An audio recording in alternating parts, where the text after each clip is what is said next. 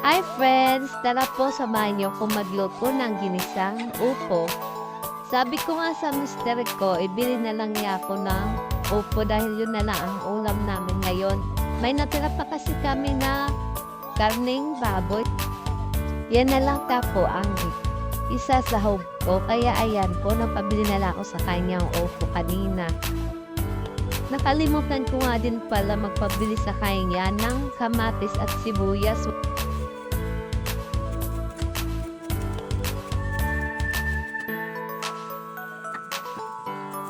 Bumili din pala siya ng black beans, ilagay ko daw sa upo. Matry kong masarap naman. First time ko nga pala maglagay ng black beans sa ginisang upo. Ang gusto niya sana iulam ngayon ay karne. Kaya lang sabi ko, huwag na muna tayo magkarne ngayon kasi lagi na lang tayo nagkakarne. Gulay naman. Pasensya na nga po pala kayo sa aming kusina dahil hindi pa po tumaayos.